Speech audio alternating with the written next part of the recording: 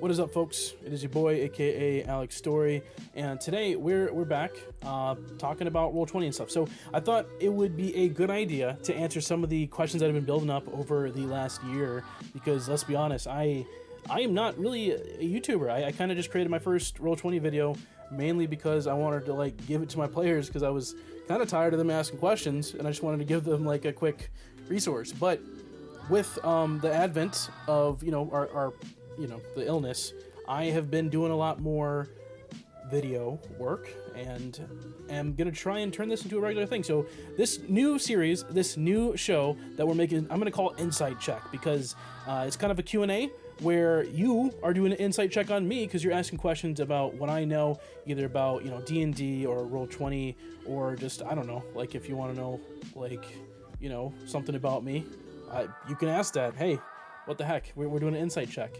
Dude, bars! Well, so with that being said, I'm just going to catch up on some of the mini questions that you have asked over the years, and we're going to go with the first one, which is, Alex, what the heck? How did you get that dark theme going on? Like, why is everything dark? Why does it look kind of cool? How come I don't see any options for a dark theme when I'm using Roll20? Because, that's not fair, Alex. What the heck? And also, how did your UI go vertical?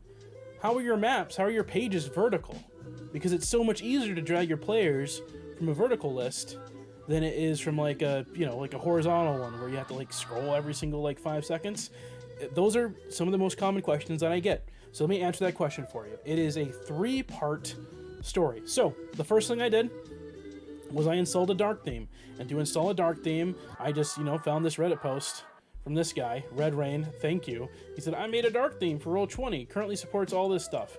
And I just downloaded it here, then I used Tamper Monkey to install it. So Tamper Monkey is a Chrome extension, and then I just used his script from this Reddit post. And you can find it here on r/Roll20. I'll link this in the doobly-doo description thingy. And I also, to get the UI to be vertical, I use this thing, the VTT Enhancement Suite, which it's just a Chrome add-on, right here, and I just kind of added it, and then it works. Boom, vertical VTT Enhancement Suite, and it does a whole bunch of other stuff that I don't use. I honestly only use it for this thing. I'm kind of only scratching the surface of what it can do. I think it like helps with it can lock people from drawing and stuff. Let's just take a look. What are the features of this thing? Honestly, I just use it for the vertical UI. You can disable player drawing. Apparently, you can do token status display adjustments. Cool. Library audio, whatever that means. Create token from URL. All this fun, cool stuff. Animated background. That looks kind of cool, actually. Yeah, it can do all these cool things. I don't do that. I just use it for the vertical UI. But you can do extra stuff if you want. But that's what I use it for. Vertical UI. Question number 1 answered. Woohoo! Yeah. All right.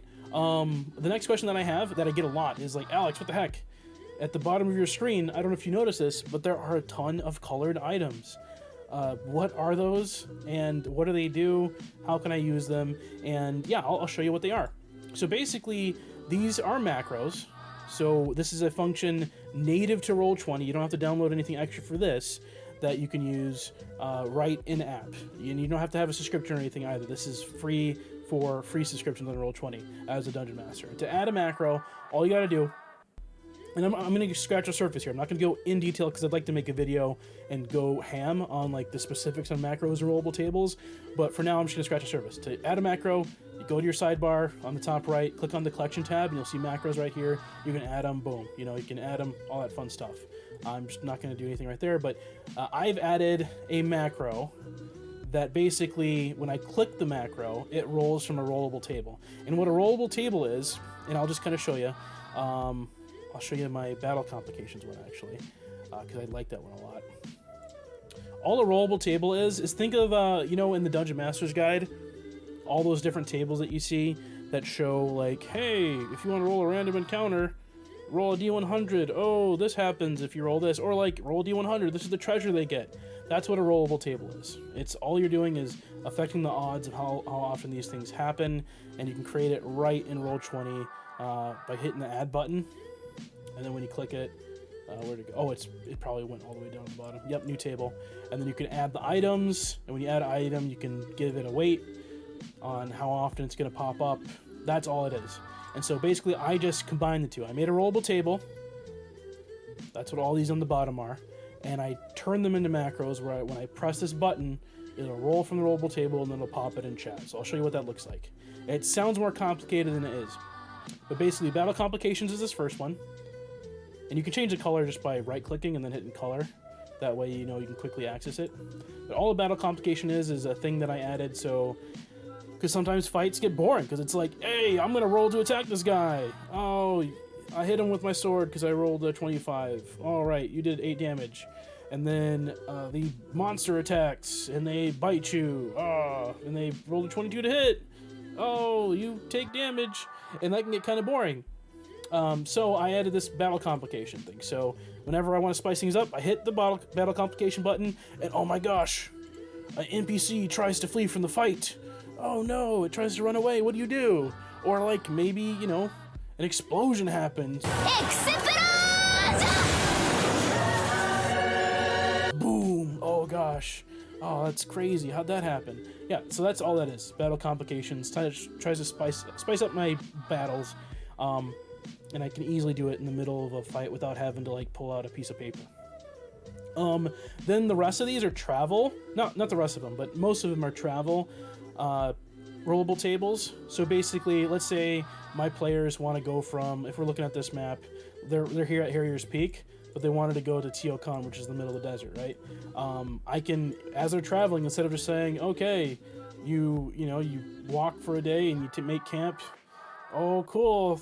You know, maybe like somebody keep watch. Yeah, sure, there's a monster that pops out. This kind of makes it a little bit more, it feels more organic, and I don't have to prep a ton. So I just hit this travel button, and it says like roll in the nature table, and I hit nature, and it says, oh, your horse has a leg cramp. What are you gonna do? And then, you know, I'm like, oh, apparently you have to give it a hour-long rub down to continue, right? So that's something that can happen. And then we have environmental one, we have structural, we have social, and then that's, you know, I have side quests too. So, you know, the inner portion of the forest, I would just replace it with desert or something. And then, oh yeah, they have to do all that. So that's all this is. That's all these different colors are. A couple ones that you might like too. So I took the treasure table from the Dungeon Master's Guide and I added it here. The 5 and 10 here. All that is challenge rating. So a monster with a challenge rating of 5 through 10. This is what it is on the table. And so this is for me to quickly give them treasure. If they're like, oh my gosh, how much gold do I get for killing that thing? I'm like, oh yeah, you find, you know, let me roll 46 real quick. Oh man, that's 150 gold pieces you found. Good job, right? So obviously I'm being a little hyperbolic, but yeah, that's individual treasure. Then I added this common magic items table, and this is pulled directly from the Xanathar's Guide to Everything, the list of common magic items there. And I like common magic items because they're really cool, because unlike uncommon and higher magic items, you don't really risk breaking your game if you hand out these common magic items like candy. Because it's always fun giving your players magic items, or at least for me it is. And I like high magic worlds where, like, you know, the average person uses magic, think like Harry Potter style, and I can give them tons and tons of comic magic items without necessarily breaking the game and making it impossible for me to balance encounters, because they're just like, oh yeah, let me just pull out my dragon killing blade real quick. No, with common magic items, I don't have to worry. All right, it's a mystery key, you know, a pole of collapsing, you know, staff of flowers, you know, all these fun enduring spell book. And it's kind of cool too with these common magic items, because maybe it can quote unquote break the game. Maybe they can use some of these common magic items that I hand out like candy to do something awesome. But I think if they can figure out a way to do something awesome with these common magic items, they have to do it creatively, which I think adds to the creativity of the game. They don't have to risk like imbalancing the game. But anyway, that's my common magic item table. Then I have an urban encounter one, and oh yeah, and this is roll an easy encounter at Kobold Fight Club is the one. But like, you know, I'll probably talk about Kobold Fight Club as an awesome tool in another video. But yeah, that's a table there. Then I also have a high variance D20 macro, and all this is kind of I'll just link to a video from Wormwood because they have this awesome new idea. And they actually, I probably should have talked about this earlier. At the time of me recording this audio, they have a Kickstarter that's going on for 2 more days where they're selling all these dice. And one of their ideas is this high variance D20, where it's the same average roll that you get, but there's a higher chance you roll a natural 20, and there's a higher chance that you roll a natural 1. So same average rate of success, but you're gonna succeed better or you're gonna fail harder. So it's kind of a cool, like, playing, you're just playing with luck there, which is kind of cool. I like that idea of a high variance D20. I just built it in Roll20 just to kind of test it out. And yeah, but you should check it out. Check out their Kickstarter if you see this video in time. If not, hopefully they start offering it on their website all the time. But anyway, those are my macros. Okay, cool. Let me kind of scroll through some of the other questions that I have here. Yep. Okay, here's one. Here's one from Sotari, who's asking, how can I add a +2 bonus to attack rolls? And he specifically is talking about the archery fighting style. So to kind of give you an idea of what the archery fighting style is, let me go ahead and pull up the fighter, just to kind of show you that.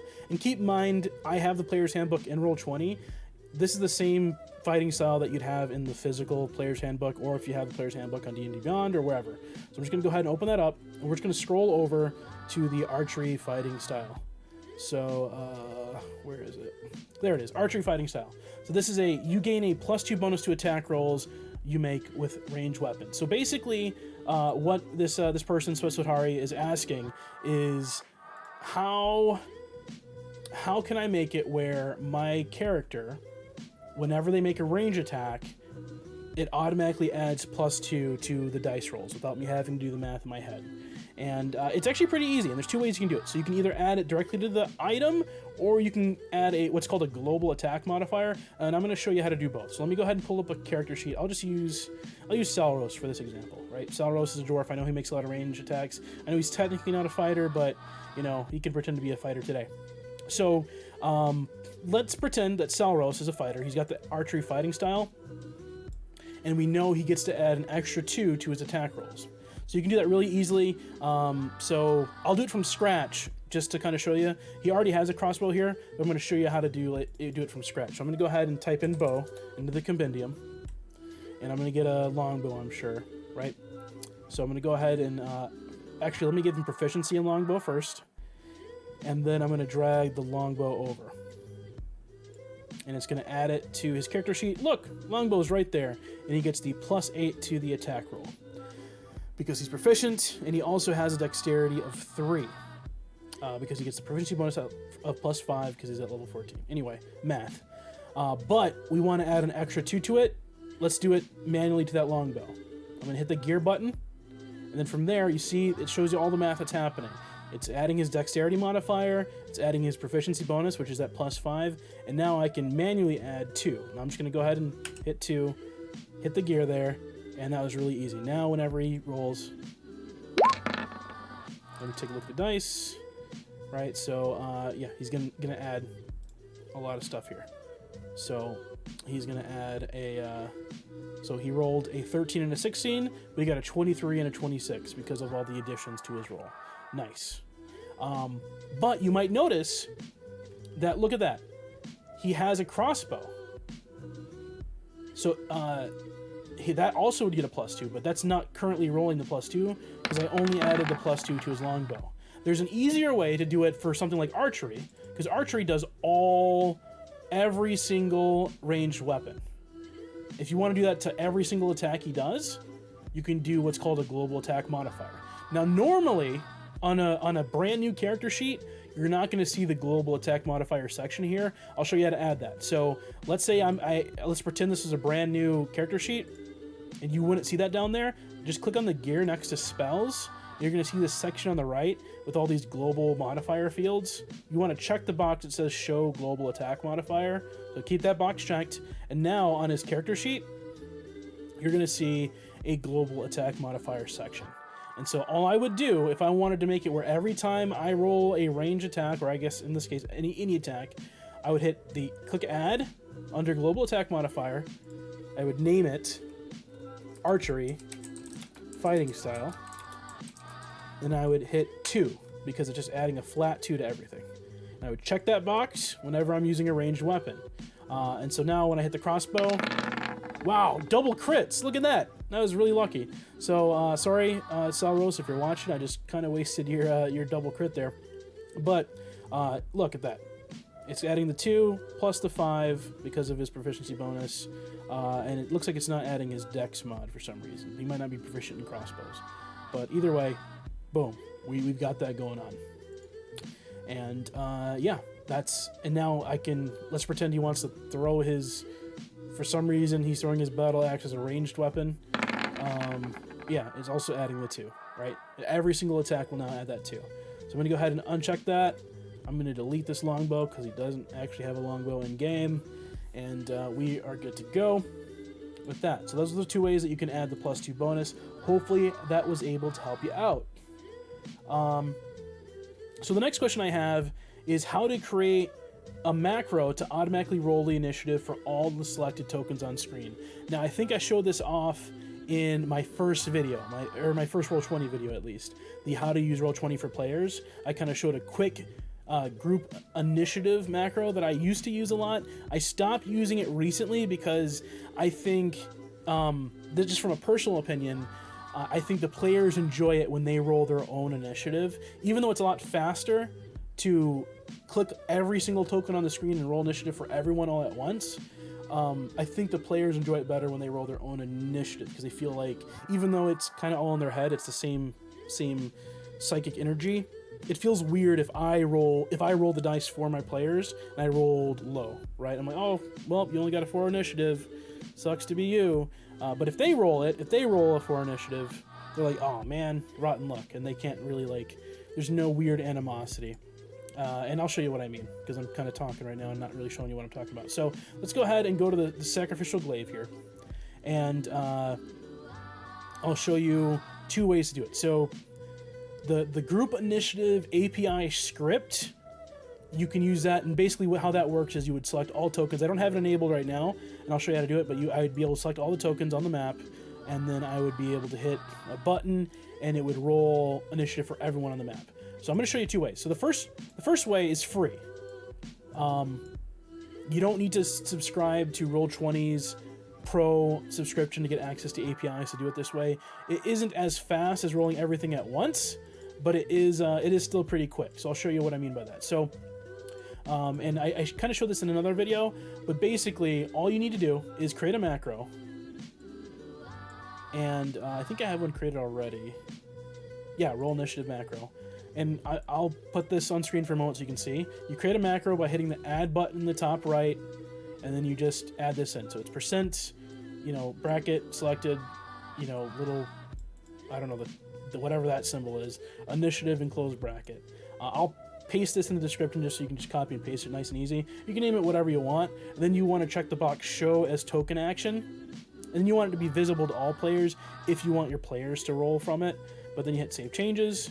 And now what's going to happen is when I click on a token, it's kind of subtle, but when I click on this token, you see in the top left of the screen next to the bar over here, when I hit this token, you see a roll initiative button. So all I have to do is click on the token, hit roll initiative. It's going to roll initiative for this Aarakocra here. And I'm just going to quickly do it for everybody on screen. Once again, if I was actually in the game, I would have the players do this themselves, just because I think, just from a DM perspective, I've noticed that they like that better. And then I would sort, hit descending, and we're ready for a fight. Nice, easy, and quick. But there's an even faster way to do this, and I'm going to show you how to do that. Now, unfortunately, or fortunately, I don't know, this is paywalled. This is locked by Roll20's Pro subscription. You have to have access to API scripts to do this. So to do this, all you have to do, let's go to manage description. I don't know if I'm going to dox myself doing this. Oh, good, I'm not. Cool. So this is locked under the Pro subscription by, see how it says API access? You need to pay the $10 a month or whatever their yearly plan is to get this. But to do this, all you have to do is, I'll show you. You go to Hunger of Abyss or whatever the name of your game is, hit settings, hit API scripts here. And then from this page, you can see I kind of already have it added here, but you would just go to script library. It's already in the script library. You type in group, and it would show up here if I didn't already have it added, but it'd be group initiative. You click on it and you would add it. And it's now in my game. So I'm going to go ahead and it looks like it's enabled already. Cool. So I'm going to go back to my game then. And then you have to do a couple extra steps to enable it for D&D 5e. And luckily, they put all the instructions in the wiki page for the group initiative. And I'll put the links to this in the description as well to make it nice and easy. But all you got to do, copy this, copy that, paste it into your commands here.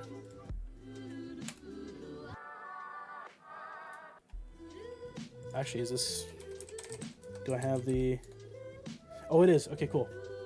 It is working. So that is working then. So I deleted that then. And now I want to add a group for the bear initiative bonus. And really, you don't even need to know what it's doing here. Just copy and paste that first thing, then copy and paste that second thing, and then hit enter. All it's doing is enabling it to work with 5e, Dungeons & Dragons 5th edition. So now, the next step you want to do is you want to create a group initiative macro, and all it is this command right here: exclamation point group init. Group hyphen init, and then you hit save changes. I'm going to put it in my bar. So now it's showing here under that weird tokens player visible thing. That's coming from the enhancement suite. And now what should happen when I select all these tokens, when I hit group init, actually let me clear out, yeah, the initiative order's cleared out, is it should roll initiative for everybody. There we go. It rolled initiative for everybody. Let me double check the math here real quick. I just want to make sure it's working. To do this, let me check the 14 plus 3 bonus. Let me double check this is correct. I feel like we were just looking at Salros's character sheet. I think he had a lot more dex than that. Oh yeah, he's got initiative 3. Okay, cool. Never mind. For some reason, I thought he had a higher dex. But yeah, there we go. But anyway, I think that's all the questions that I had for my first round of comment questions that we had. If you like this type of video where I'm just kind of going through the comments and answering people's questions, let me know. You know, I'd love to make more of these.